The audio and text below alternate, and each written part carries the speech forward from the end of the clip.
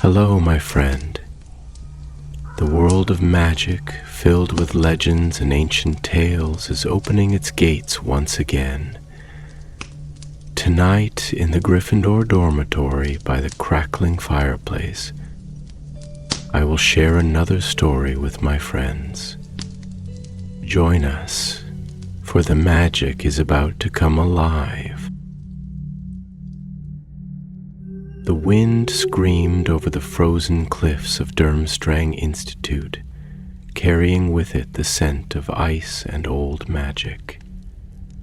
The castle loomed over the black lake, its towers like jagged teeth against the storm-heavy sky. The waters churned, restless as though disturbed by something unseen, something ancient. High above, the moon was veiled behind a shroud of silvered clouds, casting only fleeting glimmers of light upon the snow-clad rooftops. The world held its breath, wrapped in the hush of a night thick with whispers. It was a night of omens, of forgotten debts clawing their way back from the abyss.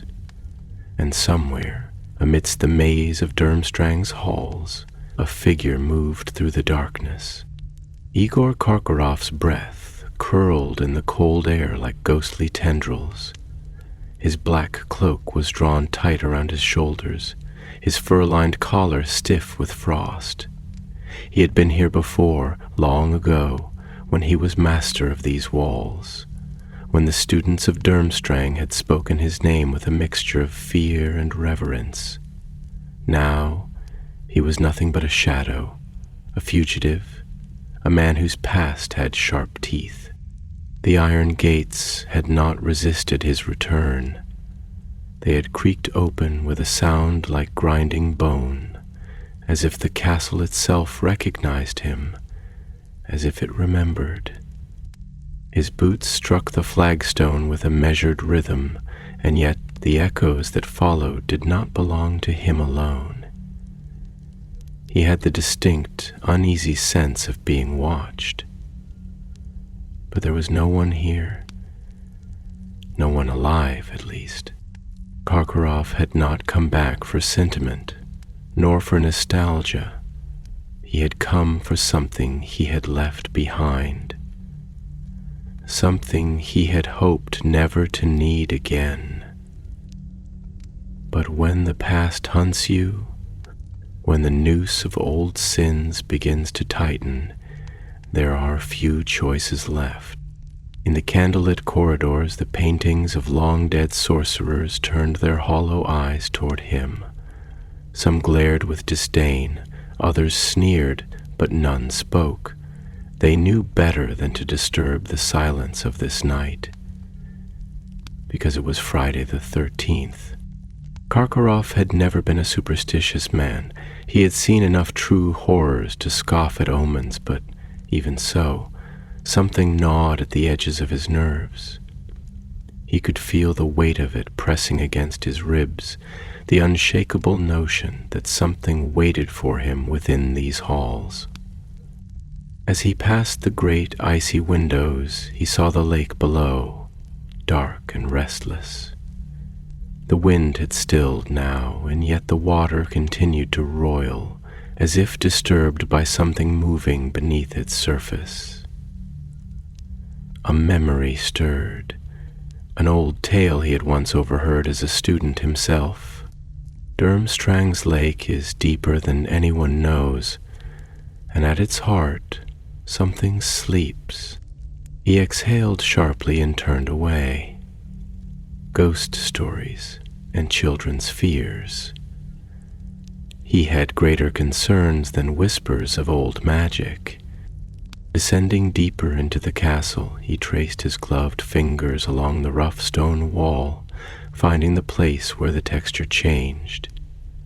A hidden seam. A door that was not a door. This was what he had come for. He pressed his palm against the cold stone, murmuring words that had not passed his lips in over a decade. The rock shuddered, groaned, and then, slowly, began to part. The passage yawned open, exhaling a breath of air so cold it seemed to bite into his skin. He stepped inside. The corridor beyond was narrow, lined with forgotten relics, armor left to rust, banners from a time before Durmstrang had hidden itself from the world. The torches in their sconces flared to life at his presence, as if they recognized an old master. Their golden light flickered against his sallow skin, deepening the hollows beneath his eyes. At the very end of the corridor stood a heavy iron door, its surface marked with runes of warding. He hesitated only a moment before lifting his wand and tracing a single, deliberate motion through the air. The door unlocked with a sound that echoed like a blade being drawn from its sheath. Beyond lay the chamber. It was just as he had left it, a vault of secrets, a tomb of forgotten artifacts. The walls were lined with shelves, each bearing items of power too dangerous, too forbidden to be left in careless hands. But there was only one thing he sought. His gaze landed on it instantly, a small black box sitting upon a stone pedestal in the center of the room. The reliquary of Grimau, a thing of old magic, of dark origins, a tool of last resort. He reached for it, and the moment his fingers brushed the surface, a whisper coiled through the air. "You should not have come back." Karkaroff stiffened.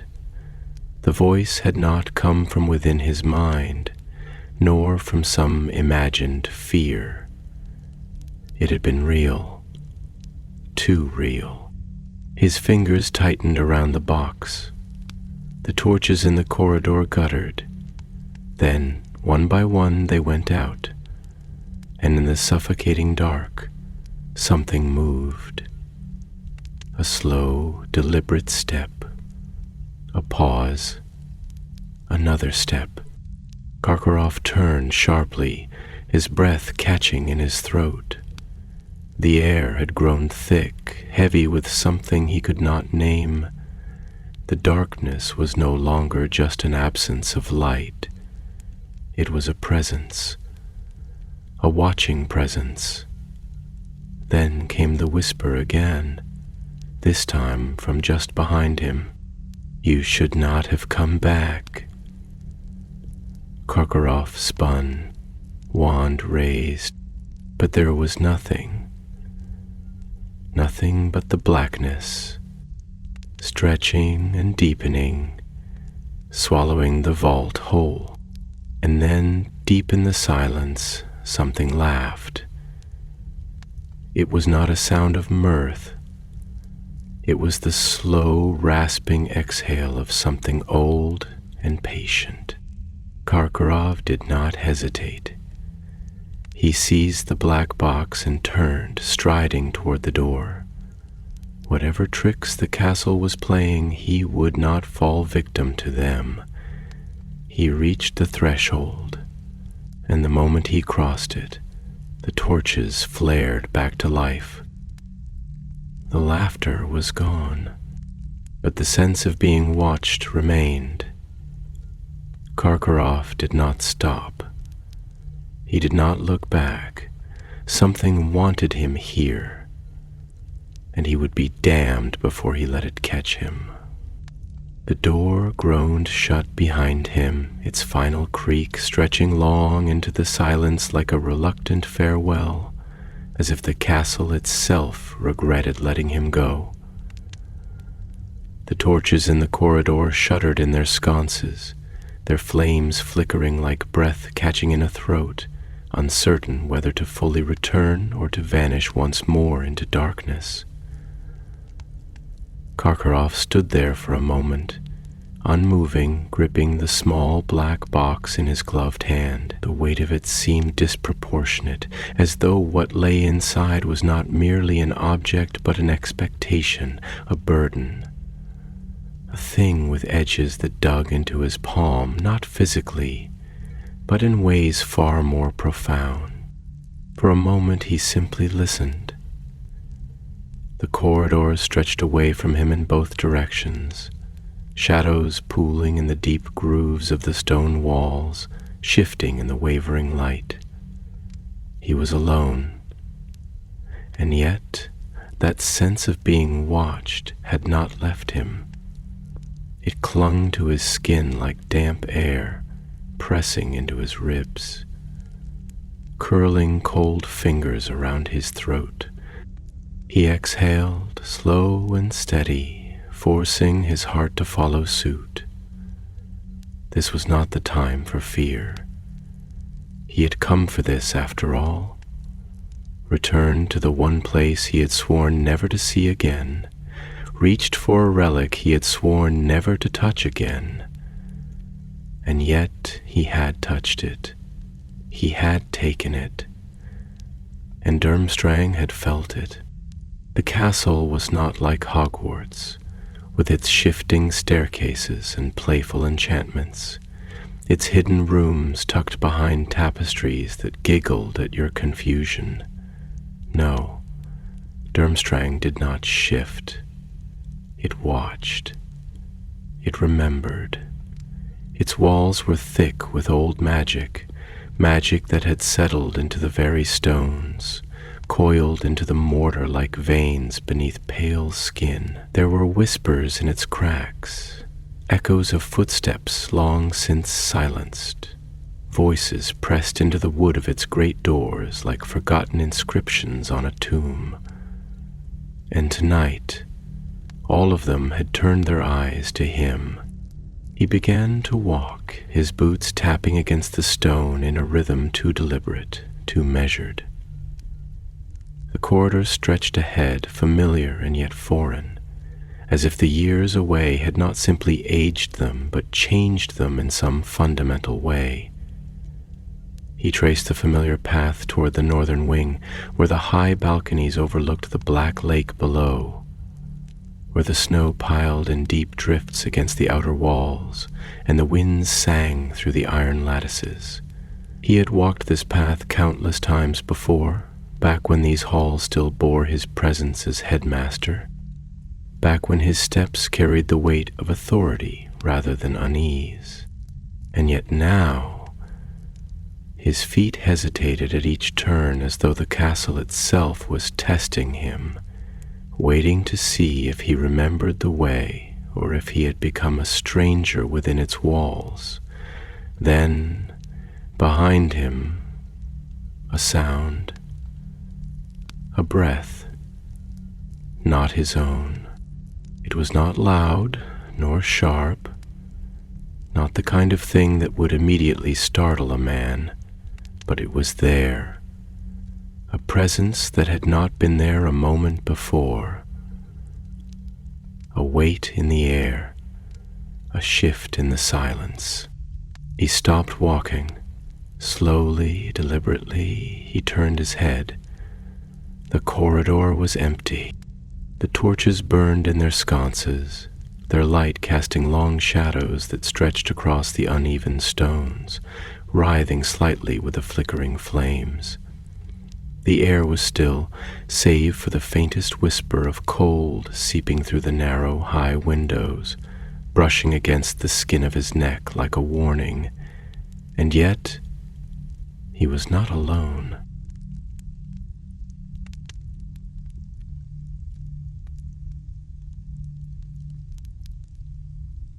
He could feel it, the way one can feel a storm before it breaks, the way one knows the weight of unseen eyes without needing to look. It was not a figure, not a tangible thing that could be measured or fought, but a presence, a watching, waiting thing that had coiled itself into the darkness of the castle, wrapping around the stone pillars and settling into the very floor beneath his feet. And then, very softly, as if the walls themselves had breathed it into existence, Igor. The name was barely a whisper, but it did not need volume to send a cold knife of recognition through his spine. It was not a shout, nor a taunt, not a hissing threat, nor an echo of an old memory. It was spoken with something far worse, patience. It was not a call, it was a certainty. Karkaroff turned fully now, his wand slipping into his hand almost instinctively, his grip tight, though his knuckles had gone pale. His breath was slow, measured, though he could feel the way his heart had shifted its rhythm, no longer steady, now something slightly offbeat, slightly too quick. His voice, when it came, was low, deliberate, wrapped in a calm he did not entirely feel. "Who speaks?" For a moment there was nothing. Silence, stillness, and then the torches nearest to him flickered, not just with the gentle waver of fire, but with something deeper, something intentional. Their glow dimmed, as though something unseen had passed between him and the light. He did not repeat his question. Instead, he did what any man who had lived in the shadows for so long would do. He turned and he walked. His steps were faster now, though not hurried, never hurried. He did not flee, did not allow his breath to quicken, though the urge was there, curling tight beneath his ribs. He moved with purpose, with certainty, though the certainty itself was forced. The walls narrowed as he approached the northern wing, the corridors tighter here, the shadows deeper. The air had grown colder, not with the chill of winter, not the simple bite of the wind, but something else, something more ancient, more deliberate. And then, as he turned the final corner, stepping into the vast open chamber that led to the balcony beyond, he saw it. The door to the outer terrace stood ajar, not wide, not fully open, but just enough to let the wind slither inside, carrying with it the scent of ice and deep water. Just enough to let the night spill in, heavy with its weight of watching things. And just beyond the door, standing still, so still he might have mistaken it for a trick of the shadows, a figure, tall, motionless, wrapped in something dark, its edges blurred against the night sky. Karkaroff's breath did not hitch, did not falter. His hand tightened around his wand, but he did not raise it. Not yet. The figure did not move. It only watched, waited, and then, very slowly, as though it had all the time in the world, it smiled, not a grin, not a baring of teeth, just the slow, knowing curve of something that had waited a very long time. The torches dimmed further. The lake below, unseen but ever present, seemed to stir, its waters rippling as though disturbed by something vast and unseen beneath its surface. Karkaroff did not speak, and the figure did not move. For now, it only waited, and Karkaroff, for the first time in decades, felt truly trapped.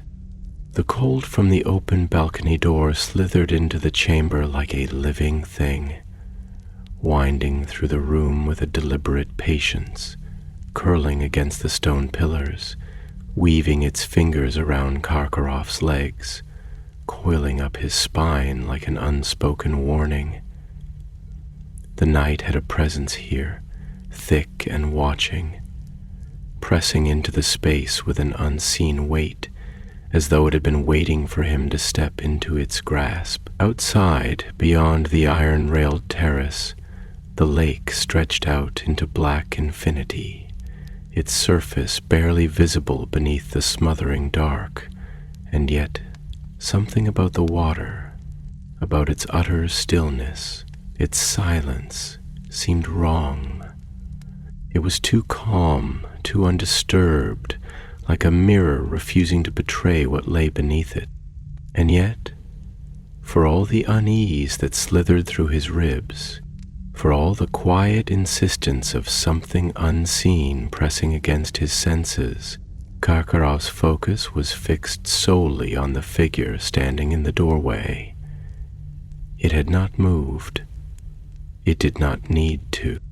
It stood as though it had always been there, as though the castle itself had grown it from the shadows, shaped it from the cold, whispered it into being from the forgotten spaces between the stones. The edges of its form were blurred against the night, indistinct, like smoke just before it dissipates, like a memory on the edge of waking. And yet, the smile, that smile was clear, too clear, curving with a knowing patience, the kind of expression one might wear when a long-laid plan had finally come to fruition. Karkaroff had spent much of his life navigating the unspoken hierarchies of fear. He had known what it was to command it, to wield it like a blade, to let it shape the conversations he had in dark rooms where whispered names carried the weight of doom. He had also known what it was to be on the receiving end, to feel it settle in the gut like a slow poison, to taste it in the back of his throat when the mark on his arm burned, when he heard his name spoken in the wrong company. Fear he understood. Fear he could recognize. This was not fear. This was something worse. This was recognition. The figure tilted its head, just slightly, just enough.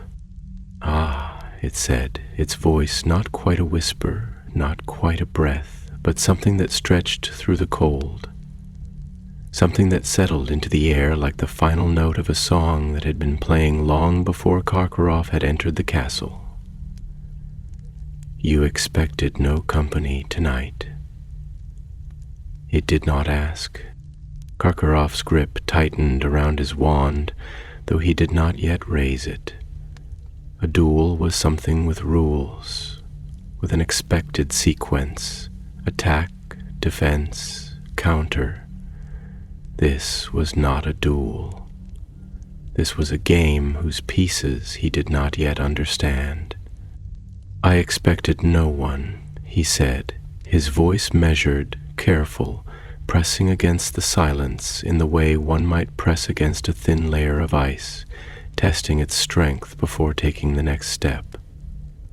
A slow exhale, though whether it was amusement or something else he could not tell. And yet here we are. The torches along the walls dimmed, their golden light swallowed into something thinner, weaker, stretching the shadows so they reached further, curled deeper. The space between them seemed to warp, as though the air itself were bending to accommodate something unseen, something vast, something patient. Karkaroff took a step forward. "Who are you?" The figure's smile did not change, and yet something about it felt deeper now, stretched wider, as though it had roots in something far beneath the surface. "Ah," it murmured, and there was something in its tone. Not mockery, not quite. A kind of indulgence, perhaps. The way an old scholar might listen to a student asking a question with an answer far too complex for them to understand. You ask as though the name would mean anything to you, as though names mean anything at all. Karkaroff did not blink. They mean enough.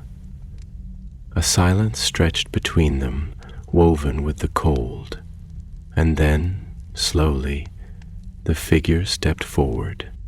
It was not a movement in the way one would expect, not the natural shifting of weight from one step to another. It was closer, simply closer, as though the space had bent to shorten the distance between them, as though the act of moving had been bypassed entirely, as though Karkaroff had allowed his mind to look away for the barest fraction of a second, and in that fraction the thing had taken its place before him. The air between them was heavy now, not with scent, not with warmth, but with something that pressed, that pushed into the lungs and made breath slower, more deliberate, as though to exhale too quickly would be to lose something irreplaceable. "Tell me, Igor Karkaroff," the figure said, its voice almost soft, almost thoughtful, almost kind. "Did you ever believe you would die in a place that remembered you?" Karkaroff's breath did not quicken. He did not allow it to. "I do not make a habit of contemplating my own death." The figure's head tilted once more, its unreadable gaze studying him as though he were a specimen in a glass jar, a thing meant to be examined, to be understood in layers. "No," it agreed with that same infuriating patience. "I suppose you do not. That is the problem with men like you, isn't it? You plan your escapes, you trace your exits before you even step through the door. You carve a path in the frost and follow it blindly, never stopping to wonder where the footprints end, a breath. And then, you have been running, haven't you?" The words were spoken softly, almost conversationally, but they struck with the force of something sharpened to an edge. Karkaroff felt them press into his ribs, not as an accusation, but as a certainty, as a truth so deeply embedded into the fabric of his being that to deny it would be an insult to the very nature of truth itself. "I walk where I wish," he said. "I do not run." Another exhale, another slow, knowing silence. "You have been running since the moment you first understood that death was not merely something that happened to others." The walls of Durmstrang felt smaller now. The castle was vast, its halls stretching over frozen cliffs, its corridors woven with old magic, and yet, in this moment, in this place, it felt small.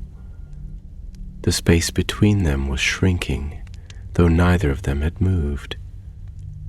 The dark beyond the balcony felt deeper, its surface untouched, waiting. And then, finally, the figure lifted a hand. Not to reach, not to threaten, but simply to gesture toward the small black box clenched in Karkaroff's grip. "You came for something," it murmured, "and now something has come for you." Karkaroff's fingers clenched around the box.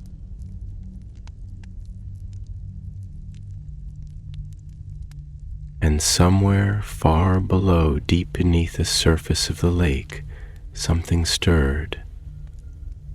The wind from the balcony had changed. It no longer carried the restless chill of the night alone, but something deeper, something that settled into the bones rather than the skin. It pressed against the air like the weight of 1,000 unspoken words. The quiet suffocation of old rooms where secrets had been left to rot in the dark. The iron railings of the terrace groaned softly under the cold, the frost clinging to them like ghostly hands, and beyond the balcony, the lake stretched vast and motionless, its surface betraying no sign of the depth that lurked beneath. But Karkaroff was no longer watching the lake. His gaze was fixed on the figure before him, on the way the shadows around it pulsed in a slow, deliberate rhythm, as if breathing, as if alive in ways they should not be. It had not moved again, not in the way living things did, and yet it felt closer still, not merely in distance, but in something else, something more insidious, as though it had begun to press into the space between Karkaroff's thoughts, slipping through the cracks of his resolve like water through stone. His grip on the small black box tightened. The figure exhaled. Not a sigh, not quite. It was a sound that settled into the air, wrapping around the silence rather than breaking it. "You hold it as though it will save you," it murmured, and its voice was neither mocking nor kind. It was something else, something weightless and ancient, like the echo of a question long forgotten. As though there is salvation in things that fit inside a man's hand. Karkaroff did not respond immediately. Words had always been his currency, the weapons he wielded in rooms filled with men who measured their loyalty in what they could bargain away. He had built a life on speaking, on knowing when to whisper and when to command, on understanding which truths could be bent and which must be buried beneath layers of careful deception. And yet now, here, in the face of this thing that did not blink, did not shift, did not yield, words felt brittle in his mouth, like parchment left too long in the damp. "I do not need salvation," he said at last, his voice low, deliberate, the kind of careful tone one used when stepping over ice that might crack beneath the weight of a single misstep. "I need only what is mine." The figure inclined its head ever so slightly, as though considering the statement, turning it over as one might inspect an artifact pulled from the depths of a ruined temple, something long buried and yet still carrying the scent of the past. "And yet," it mused, "you came back for something you swore to leave behind. You reached into the past, thinking to take from it what you required, as though the past is a thing that can be carved apart like the carcass of a beast. Tell me, Igor Karkaroff, when did you last look upon the things you left behind and find them unchained?" The torches along the walls dimmed further, their flames curling into something thinner, weaker, as though the air itself was beginning to swallow the light.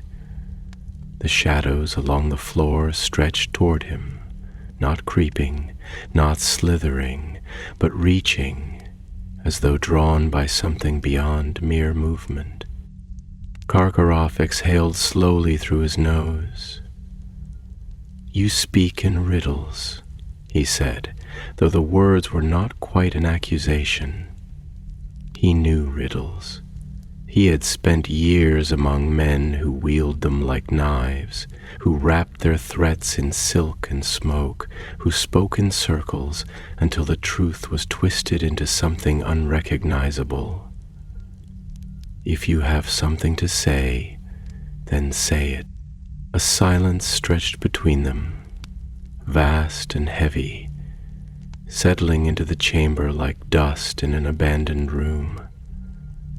Then, very softly, the figure stepped forward.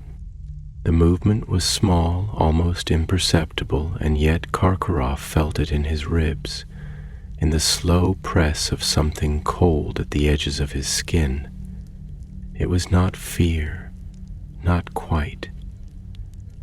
It was the understanding of something vast, something inevitable, the realization that there were doors once opened that could never again be locked.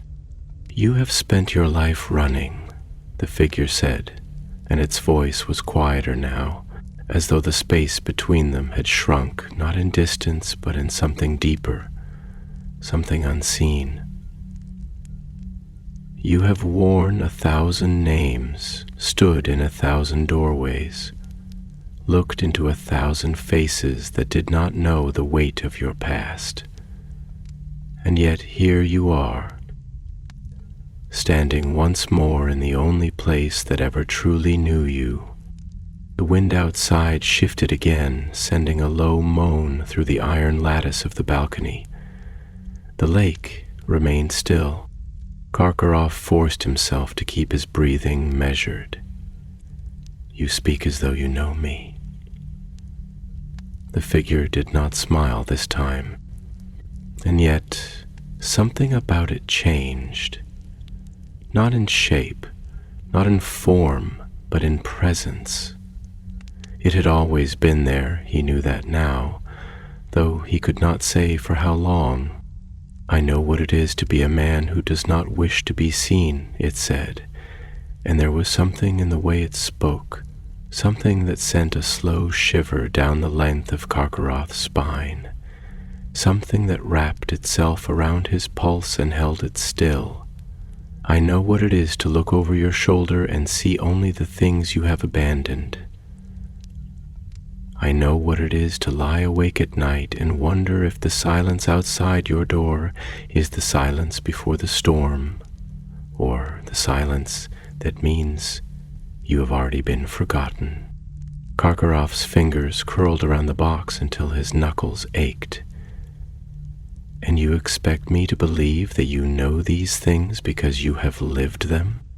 The figure exhaled, and it was not a laugh, not quite, but something close, something colder. No, it murmured. I know these things because you have. Something in the chamber shifted. Not the walls, not the torches, not the air itself, but something deeper, something older, something beneath the stone, something that had been waiting long before he had ever set foot in this place. And then, from the depths of the lake, from the endless black expanse beyond the balcony, something moved. It was not the ripple of water against stone, not the idle stirring of the wind. It was deeper than that, slower, vast. And Karkaroff, though he did not turn to look, though he did not step forward, though he did not allow himself to breathe in anything but the measured cadence of a man who still held some semblance of control, he knew that something had awakened. The figure, the thing before him, the presence wrapped in shadows, tilted its head ever so slightly. There is a weight to old things, it said, and its voice was almost gentle now, almost thoughtful, a hunger in them. And you, Igor Karkaroff, you have returned to a place that does not forgive the debts it is owed. Karkaroff did not move, and far below, beneath the still black of the lake, the deep began to stir. The air in the chamber had changed, thickening into something almost tangible, as if the very walls of Durmstrang were closing in around him, not in movement, not in any physical sense, but in the way time itself seemed to slow, the way the cold pressed deeper into the stone, as though it too were listening, waiting, holding its breath. The torches lining the corridors sputtered weakly, their flames no longer bold, no longer defiant against the darkness, but small, caged things, flickering against a force they could not see, but could feel pressing against them, whispering through the air like a hand over their light. And Karkaroff, standing there with the black box clutched in his fingers, could feel the same pressure settling over him, coiling into the spaces between his ribs, curling into the corners of his thoughts, pressing into the back of his mind like the first cold touch of an oncoming storm. The figure before him had not moved again, and yet its presence had grown, stretching into the room like roots burrowing into deep soil, like water creeping into cracks in the ice, slow and patient and inevitable. It stood as it had before, its form blurred against the shadows, but its presence sharper than steel, heavier than the weight of history, the weight of regret, the weight of 1,000 footsteps leading back to the places a man had sworn never to return. You feel it now, don't you? The figure's voice was a thread through the silence, not loud, not forceful, but woven into the very air, sinking beneath the skin, that old truth, that old knowing, the understanding that places like this do not forget, that they are more than stone and wood, more than corridors and rooms, more than bricks layered atop one another with no mind of their own, that they remember the ones who walk them, remember the names that were spoken within their walls, remember the hands that touched their doors, the feet that crossed their thresholds, and when one of those names, one of those hands, one of those footsteps returns after too long a silence. Places like this wake. Karkaroff inhaled, slow, controlled, measured, though his grip on the box had tightened. Places do not wake, he said, his voice low, even, steady despite the pressure at his throat, despite the way his heart beat with a deliberate slowness that felt unnatural in his own chest. They do not think, they do not remember, they do not watch. The figure shifted, just slightly, just enough for the weight in the room to shift with it, as though the very stones beneath their feet were tilting, acknowledging the presence of something unseen.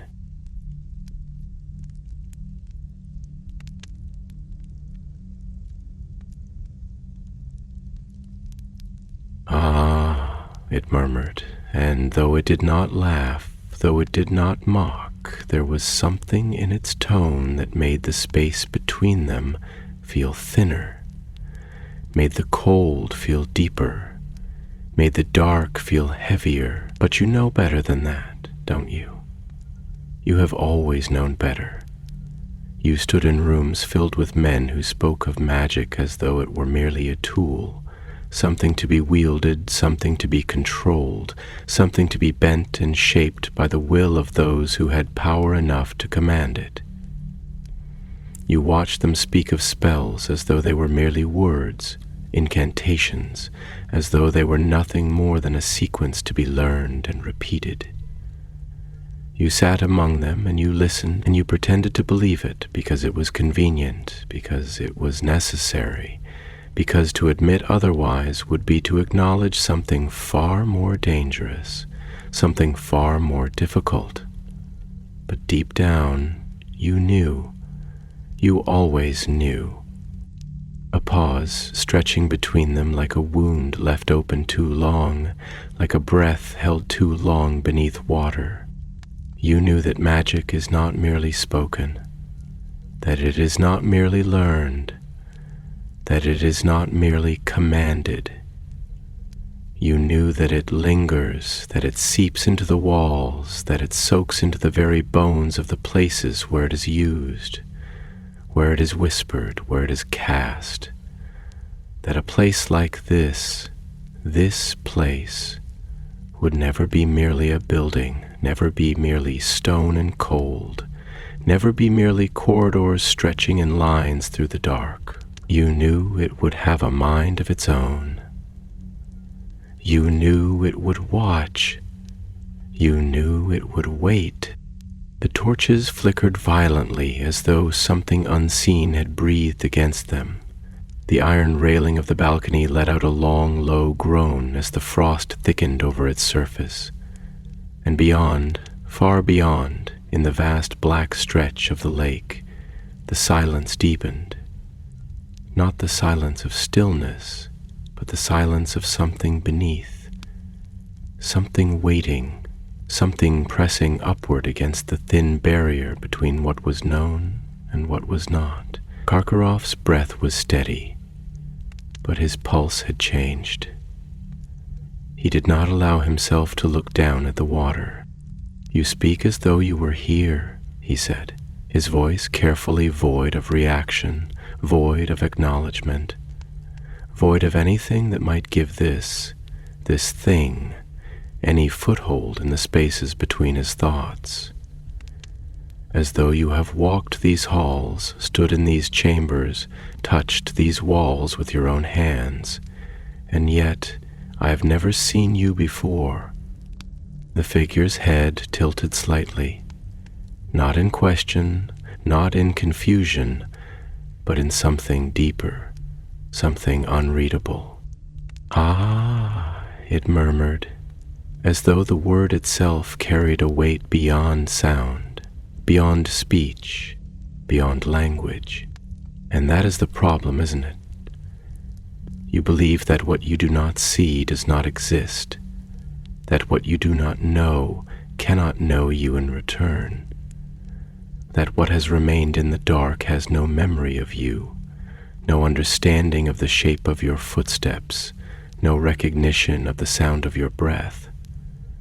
You believe that because you have never seen me, I could not have been here. You believe that because you have never known my name, I could not have known yours. You believe that because you have never spoken to me, I could not have been listening. The air was heavier now, pressing into the space around him, curling into the hollows of his lungs, making each breath feel slightly more like an effort, slightly more like a thing that must be deliberately taken rather than given freely. "You," the figure said, "believe many things that are not true."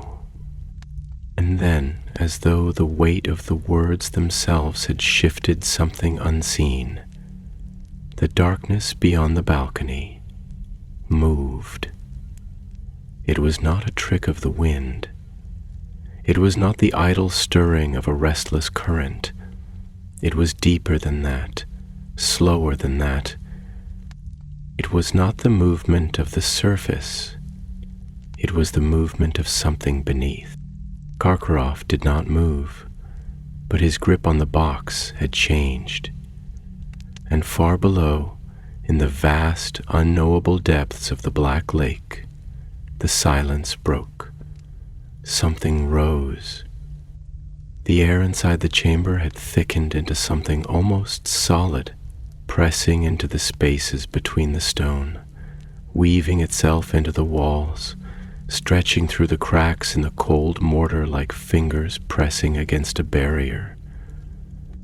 Too thin to hold. The torches, once tall and proud in their iron sconces, had weakened, their light curling at the edges as if something unseen was slowly feeding on their glow, consuming it not in fire, not in shadow, but in something deeper, something more ancient, something that belonged to the places where light was not welcome. And outside, beyond the iron-barred terrace, the black lake remained still, but not the stillness of peace, not the stillness of untouched water beneath an undisturbed sky. No, this was something else, something unnatural, something deliberate, the kind of stillness that carried weight, the kind that suggested not emptiness but presence. The wind had ceased its howling, the snow had stopped falling. Even the stars, so often reflected in the vast abyss of the lake's surface, seemed swallowed by the dark, lost beneath a curtain of black too thick to allow their feeble light to reach. Karkaroff stood in the silence, feeling the weight of it pressing into his skin, pressing into his ribs, pressing into his lungs. The black box in his grip felt heavier than it should, heavier than the size of it would allow, as though the space inside was greater than the space outside, as though what lay within had grown, fed on the passage of time, on the years it had been left undisturbed, waiting, waiting, waiting. And then a sound, not loud, not sudden, not the kind of sound that shattered silence, but rather the kind that seeped into it, the kind that curled through the stillness like a whisper against the back of the neck. It came from beneath, a shift in the black water, a ripple, not chaotic, not hurried, not the thoughtless movement of a creature stirring in its sleep, but something slower, something measured, something that had been waiting for its moment to rise. And the figure standing before him, the one wrapped in shadow, the one whose face remained half-formed, half-seen, half-real, did not move, did not turn to look, did not acknowledge the lake at all, because it did not need to, because it had always known. "You feel it now," the figure said, voice soft, voice patient, voice without urgency, without insistence, because it did not need urgency, did not need insistence, because inevitability had no need for haste. The weight of something long forgotten, the slow breath of something beneath you, something old, something patient, something that does not care for the concerns of men, for the fears of men, for the desires of men. You feel it in the bones of this place, in the stone, in the air itself, pressing against you like a door half opened to a room you were never meant to enter. Karkaroff did not speak. He did not trust his voice, not here, not now, because the words in his throat felt too thin, too weak, too human, and something in his instincts told him that human words would not serve him in this place, that whatever stood before him, whatever waited beneath him, did not speak the language of the living.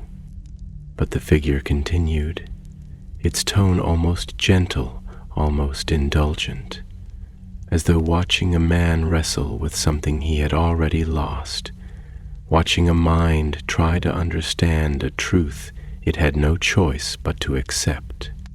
"You have spent your life searching for a way out," it mused, and the words settled into the cold air like falling snow, like dust in an abandoned room, like the quiet shifting of time in places where time no longer belonged, always searching for the next door, the next escape, the next path that will lead you away from the one you have already walked, always looking for the next piece of the map that will take you somewhere else, somewhere untouched by what you have left behind.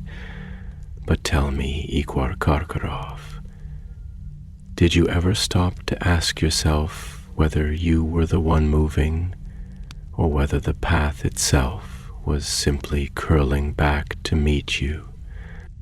The sound from beneath grew louder, not the sound of waves, not the sound of breaking water, but something deeper, something that did not break the water, but rather rose through it, moving not like something that swam, not like something that struggled against the pull of the lake's depths, but like something that belonged there, like something that had simply been waiting. Karkaroff's breath was slow, controlled, but his fingers had tightened around the edges of the box, his knuckles pale, his pulse a deliberate, steady thing. "I did not come here to debate philosophy," he said finally, his voice low, careful, as though speaking too loudly might draw something closer. as though sound itself had weight in this place, as though the wrong syllable might be the thing that tipped the balance. I did not come here for riddles. If you have something to say, something that matters, say it plainly. The figure exhaled, and though it was not a sigh, though it carried no impatience, no exasperation, there was something in the breath, something in the slight shift of its form, that felt like amusement.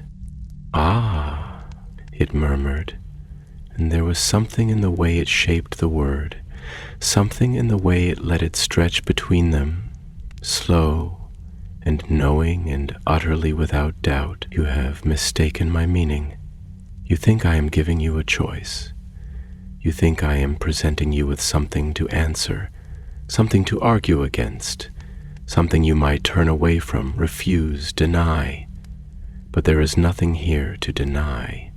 There is nothing here to refuse. I am not speaking of what will be. I am not speaking of what might be. I am telling you what is." The torches dimmed further, their glow stretched thin, their flames trembling, and Karkaroff felt the shift, felt the change, felt the weight pressing deeper, heavier, as though the very air had begun to buckle under its own gravity, and from beneath,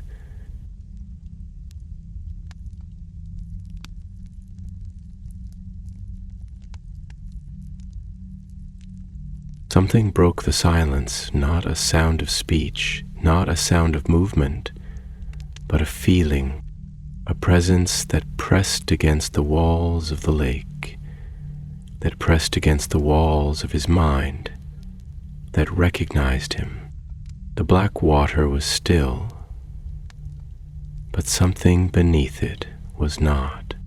And Karkaroff, standing there, hands curled tight around a box that now burned cold against his skin, understood, truly understood, what it meant to be seen, to be remembered, to be called.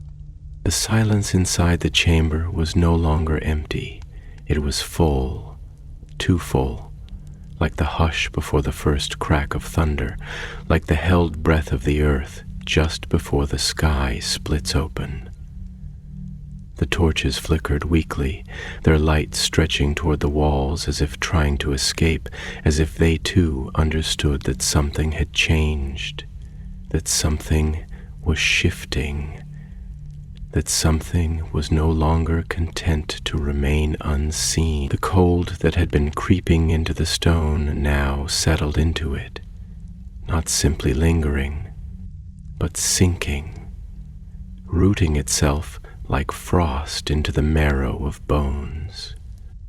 Outside, beyond the iron terrace, the lake no longer rested in passive darkness. It had become something else, something that did not ripple, did not churn, did not stir with the idle movements of wind or tide, but rather waited. And beneath that stillness, beneath that vast stretch of black, something had awakened.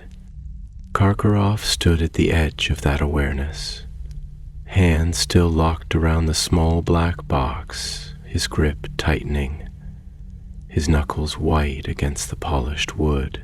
The weight of it had changed, not physically, not in any way that could be measured by mundane means, but in a way that pressed against his ribs, that curled into the hollow spaces between his thoughts, that made his pulse slow in a way that was not natural, not his own, as though something unseen had placed its hand over his heart and dictated its rhythm in place of his own will.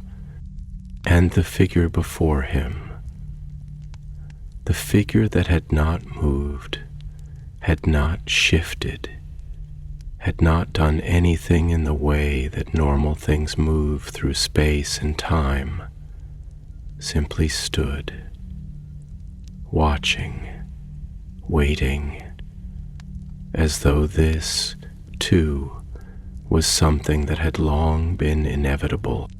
Karkaroff inhaled, slow and deliberate, feeling the cold crawl into his lungs, feeling the weight of the air against his skin. His voice, when it came, was steady, measured, though the effort of keeping it so felt unnatural, as if he were speaking against a tide that sought to drown his words before they could be formed. "You speak in circles," he said, the syllables pressing outward, pushing against the stillness. "You weave riddles like a net, casting them wide, hoping I will step into them willingly. But I am no fool, and I do not believe in games played by those who do not give their names." The figure did not blink, did not change, did not move. And yet, something moved. Not in the way shadows move, not in the way light shifts when flames flicker, but in the way that time itself feels different in places that are wrong, in places that exist between moments rather than within them. "You assume there is a game," it said, and its voice did not rise, did not fall, but stretched itself into the air like ink sinking into parchment, curling into the spaces between words, turning speech into something else. "You assume there are pieces, that there is a board, that there are rules to be followed. But tell me, Igor Karkaroff, when in your life have the rules ever mattered? When have they not been rewritten in blood, in whispers, in the shifting of alliances that hold no loyalty beyond what can be bartered for survival? When have you ever placed your trust in the idea that there is a hand that guides, a force that dictates, a structure that cannot be broken?" The lake stirred, not in waves, not in the careless sloshing of water against stone, but in something deeper, something that did not simply move but shifted, something that pressed against the surface from beneath, stretching, testing, as though something vast and unseen was deciding whether it was time to rise. Karkaroff did not look.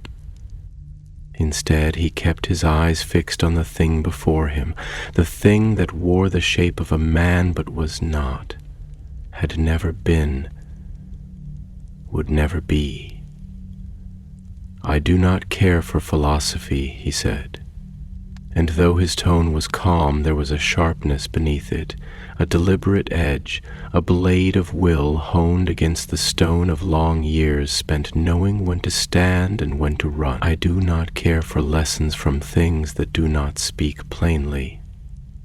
If you have a purpose here, then state it. If you have a reason for standing before me, then speak it, and if you are merely another shadow clinging to this place, whispering warnings and riddles to those who trespass on its grounds, then I suggest you step aside.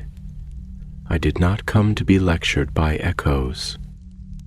A moment stretched so thin it felt as though it might break, and then the figure smiled, not fully, not widely, but enough to suggest that it was not insulted, that it was not angered, that it had expected this, had anticipated it, had been waiting for it in the same way that the lake had been waiting for something beneath its surface to stir.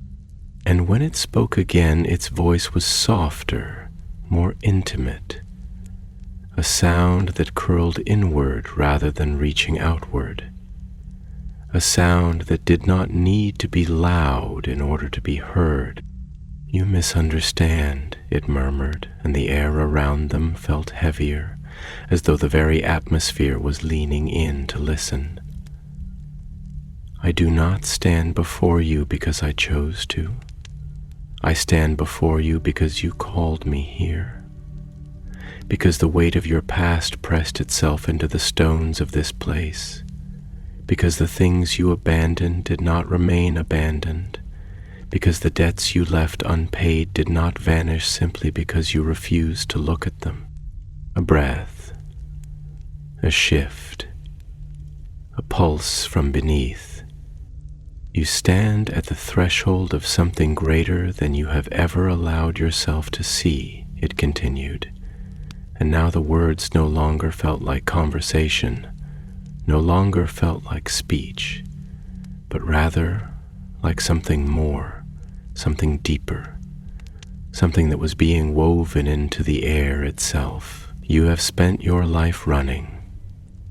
But tell me, Igor Karkaroff, where do you think roads go when they are no longer meant to lead forward? Where do you think doors open when they were never meant to let you escape? The box in his hands pulsed, cold as the grave, heavy as the weight of forgotten things, and then the lake broke, not violently, not in an explosion of water, but in a single perfect point of disturbance, a place where the blackness split, a place where something rose. And in that moment, as the air pressed into his lungs, as the weight of the world itself seemed to shift, Karkaroff understood this was no longer a question of escape. This was no longer a question of returning to the world he had left behind. This was a summons, and he had answered it. The lake had been waiting, not passively, not in the way that water rests in the embrace of its banks, not in the way the wind stirs it in idle patterns. No, this was something older, something deliberate, something that had known patience in the way mountains know time, in the way forgotten things endure beneath the weight of centuries. And now, as the surface broke, not in violent rupture, not in chaos, but in the slow, inevitable rising of something that had never been buried, merely dormant, the air itself seemed to twist around the moment, drawing it inward, making it absolute. Karkaroff did not move, though every instinct that had kept him alive through the years, that had whispered to him in darkened alleys, that had led him away from places where his name was spoken in hushed, dangerous tones, screamed at him to step back, to turn, to flee. But there was no fleeing from this, not now, not anymore, because flight is an act of refusal, of denial. And some things cannot be denied. Some things do not chase, because they do not need to. They only wait for you to come back. The black box in his grip had grown colder, but not with the simple chill of winter, not with the biting frost of Durmstrang's northern winds. This was a different kind of cold, a deep, seeping, marrow-drenched thing that was not simply an absence of warmth, but the presence of something else, something that had reached through the years to reclaim what was owed. His fingers felt stiff against the wood, the edges sharp against his skin, as though the box itself had become part of him, woven into the lines of his palms, etched into the grooves of his bones. And the figure before him, tall, motionless, the edges of its form blurred by shadow, but its presence sharp, unmistakable, watched in perfect stillness, as though the world beyond them had ceased to exist, as though nothing beyond this moment mattered. It was never about escape, the figure said, its voice no louder than before, no more insistent, no more urgent. It did not need urgency. It did not need insistence, because inevitability has no need for raised voices. You have spent your life believing in doors, in pathways, in ways out, and you have been clever, Igor Karkaroff. You have been resourceful. You have been quick and you have been ruthless, and that is why you have lived. But tell me, in all your searching, in all your turning away from the things that have sought to follow you, have you ever once stopped to wonder what would happen when the road finally ended? The water moved again, a ripple, not small, not insignificant, but something measured, something weighted, something that did not break against the shore, but instead pressed against it, as though feeling for the edges of the world above, as though testing the boundaries of where one thing ended and another began.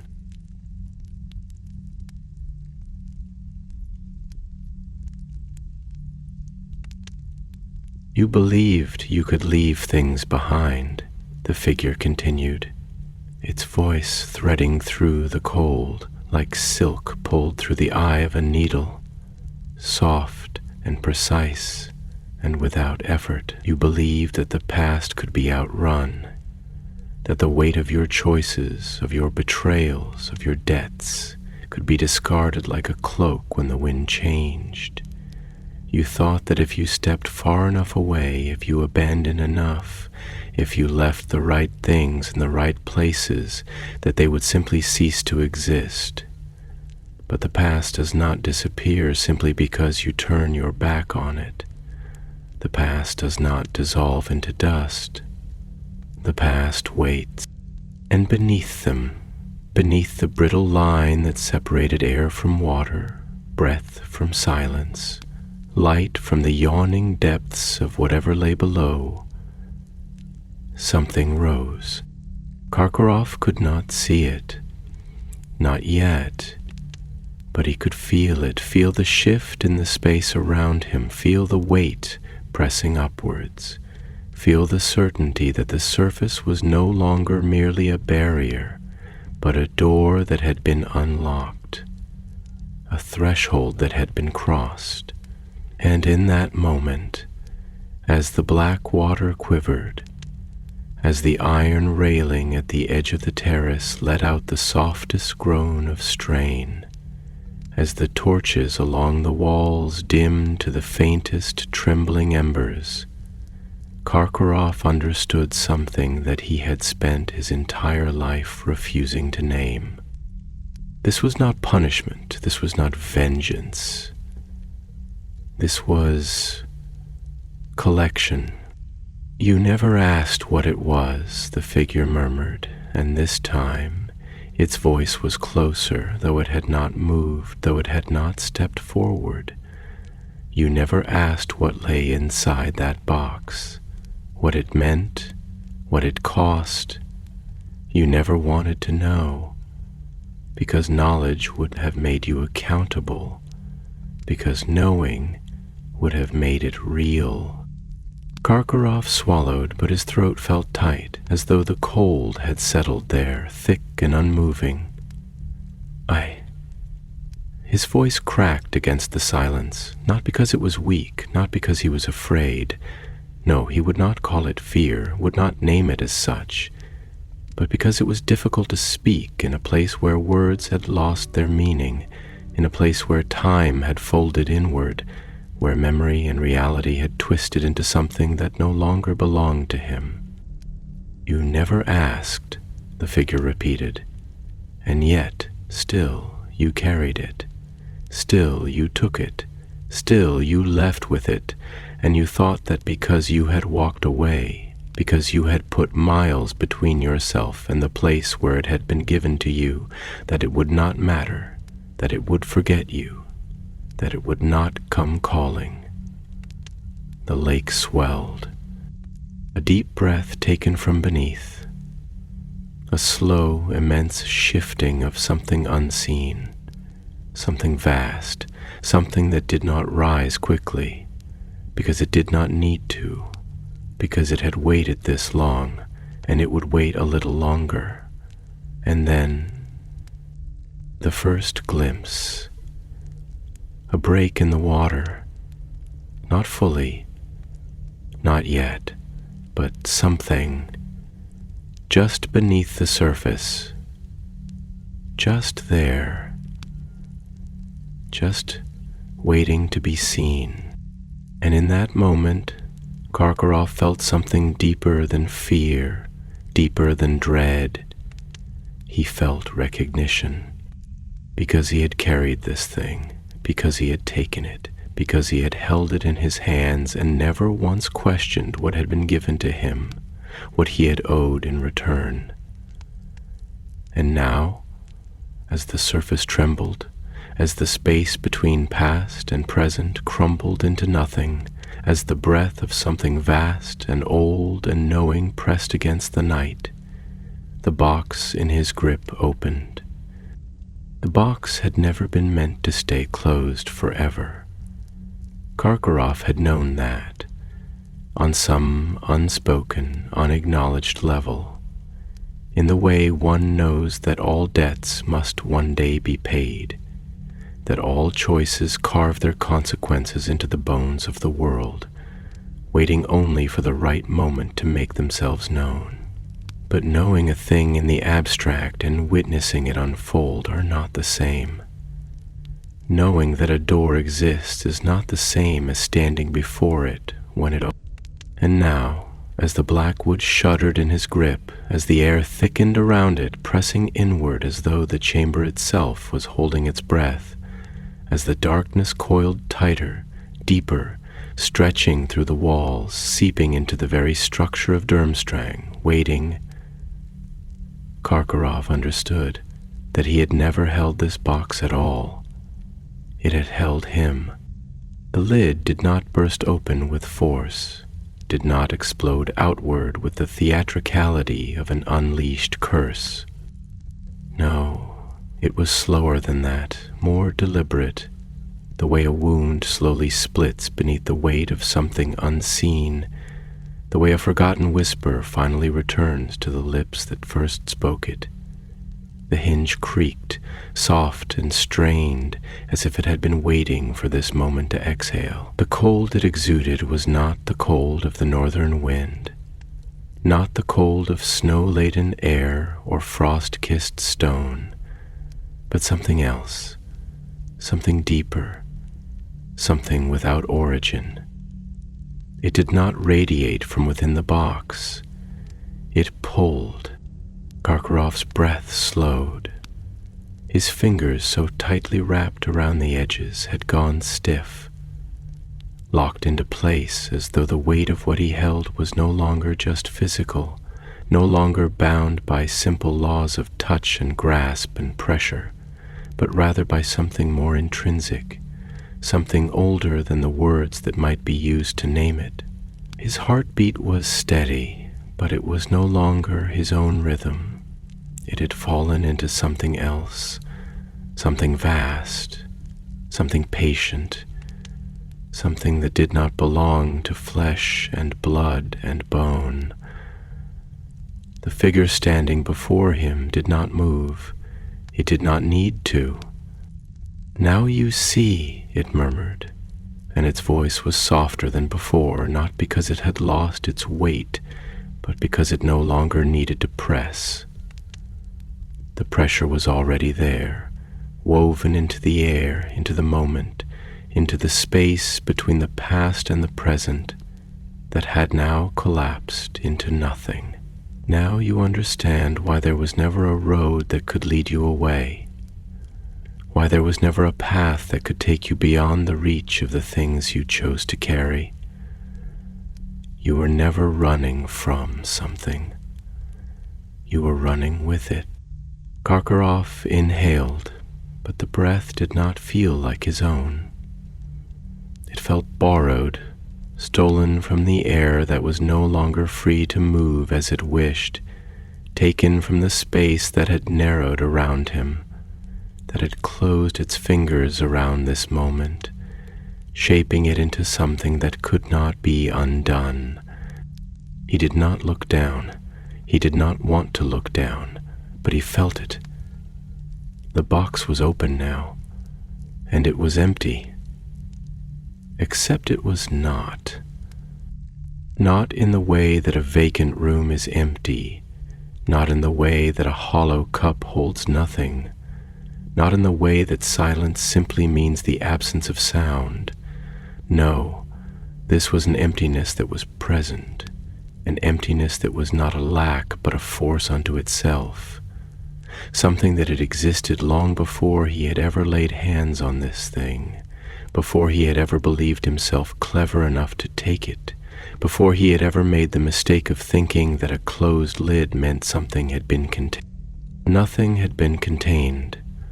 Nothing had ever been contained, because the emptiness itself had been the thing waiting inside, and it had never been bound by the box at all.